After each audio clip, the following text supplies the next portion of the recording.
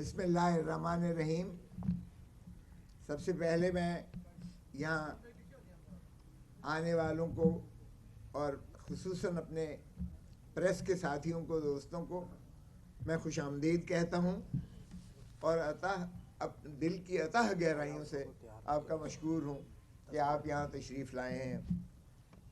اس کے باوجود کہ یہاں ویسے تو کافی آپ کو فوگ، اسموگ اور بڑی گھٹن کی فضا کا جو ہے چرچا کیا جاتا ہے، لیکن کیا خوبصورت دن اللہ تعالیٰ نے آج جو ہے ایک ایسی روشنی دی ہے، ایک ایسا سورج دیا ہے، ایک ایسا آج موسم دیا ہے کہ میں سمجھتا ہوں دنیا کے بہترین موسم میں آج اس کو شمار کیا جا سکتا ہے.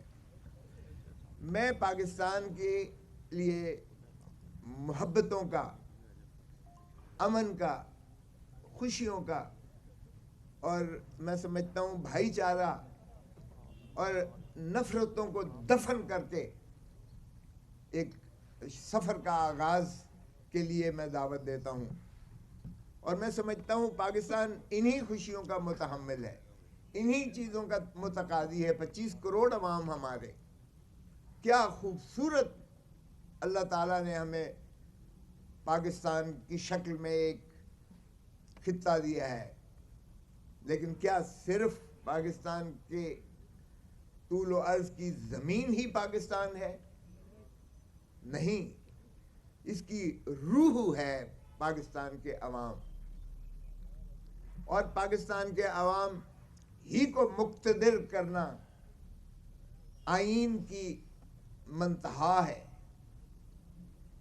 آئین کے آپ پریمبل سے شروعات کر لیجئے گا اور ریاست کی تعریف میں دیکھیں تو اوپر سے لے کے نیچے تک اقتدار جو ہے اللہ تعالیٰ کے اقتدار اعلیٰ کے تابع وہ پاکستان کے عوام ہی ریاست ہیں اس ملک کی.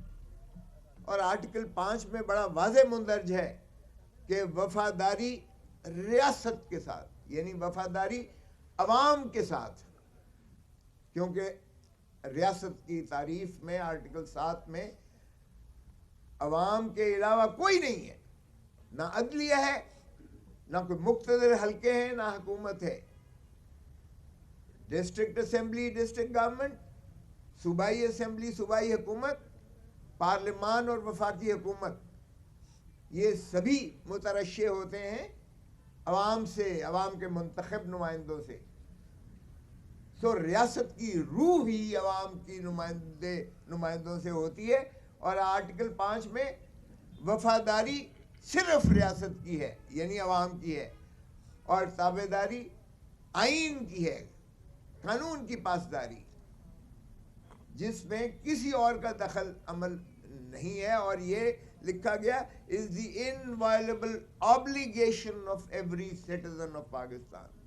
Loyalty to the state and obedience to the constitution is the inviolable obligation of every citizen of Pakistan. وہ آرمی چیف ہو، وہ چیف جسٹس آف پاکستان ہو، وہ پرائم منسٹر ہو، وہ صدر پاکستان ہو، یا کوئی بھی اکابرین میں سے ہو یا نیچے ایک مزدور ہو، کسان ہو، دہقان ہو.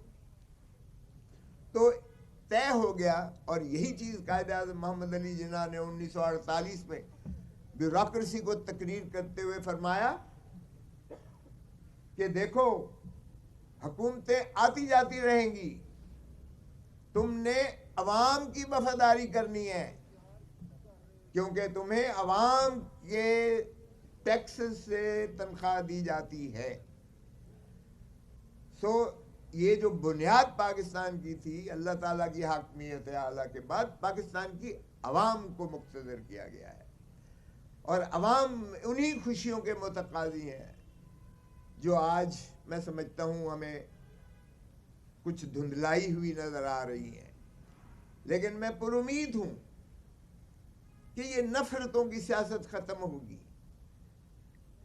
میں نے آج تک جو کیا ہے، آپ دیکھ لیں 5 دہائی کی میرے سفر میں نے عبادت سمجھ کے، وکالت بھی عبادت سمجھ کے کی ہے، سیاست بھی عبادت سمجھ کے کی ہے.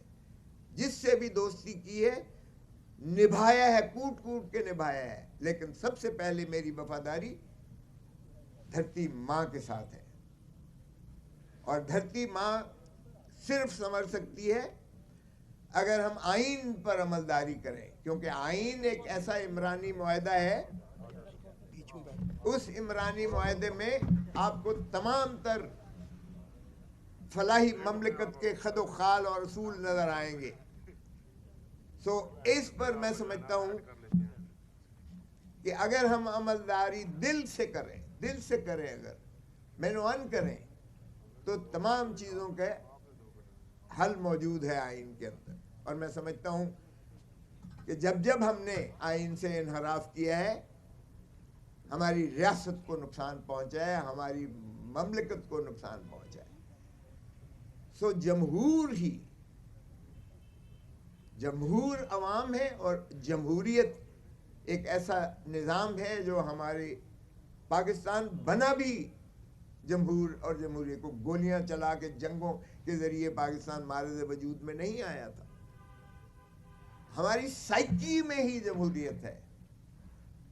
اور قائد اعظم محمد علی جناح دیکھیے گا, اب کچھ کہتے ہیں کہ وکلا, ارے بھائی تخیل پاکستان وکیل نے دیا, علامہ اقبال محمد علی علامہ اقبال نے دیا, بیرسٹر علامہ اقبال. تکمیل پاکستان بیرسٹر قائد اعظم محمد علی جناح نے کیا تھا.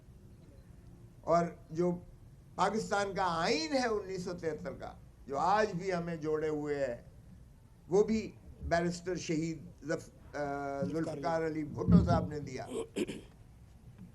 تو آج بھی جب اس پر یلغار ہوئی اور چیف جسٹس کو بالوں سے پکڑ کر ایک وہ عامر جو مکے دکھاتا تھا اس نے اسے معزول کیا افتخار محمد چودھری کو, تو بھی ہراول دستے کے طور پر وکیل نکلا تھا. اور سب سے پہلے خون میرے ماتھے پر جو لاٹھیاں برسائی گئی تھی مال روڈ پر, ساری پاکستان کی قوم دنیا ساری نے دیکھا تھا. وہاں سے ایک شروعات ہوئی جو وکلا برادری بھی اٹھی اور پھر سیاسی جماعتیں بھی آئیں اور پبلک نے لبیک کہا اور دنیا نے مانا.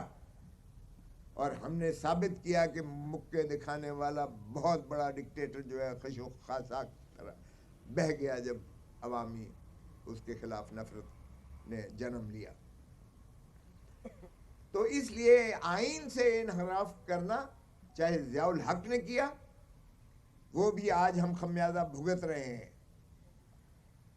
ایک شخص جس نے کہا کہ میں جو ہے ایٹم بم سے باز نہیں آؤں گا خواہ مجھے جان پر کیوں نہ کھیلنا پڑے, اور ہینری کسنگر نے دھمکی دی اسے کہ بھٹو تم باز آ جاؤ, اگر تم نے ایٹم بم بنانا بند نہ کیا تو تمہیں عبرت کا نشان بنائیں گے. اور اس نے وہ سائفر جو ہے راجہ بازار راول پنڈی میں لہرا کر قوم کو اعتماد میں لیا. لیکن ہم نے بدقسمتی سے کوئی ہینری کسنگر یا امریکہ کو تو کچھ نہ کہا, لیکن ضیاء الحق نے مولوی مشتاق کے ساتھ مل کر اس عظیم قائد کو شہید ذوالفقار علی بھٹو کو پھانسی دے کر لحد میں اتار دیا. آج میں سپریم کورٹ کی طرف پچھلے ہفتے میں دیکھا, میں نے 3 وزیر اعظم کا, یہ کب تک چلے گا کہ ہم اپنے اس طرح سے جو ہے وزرائے اعظموں کو اس طرح سے ہٹانے کا کھیل تماشا کرتے رہیں گے؟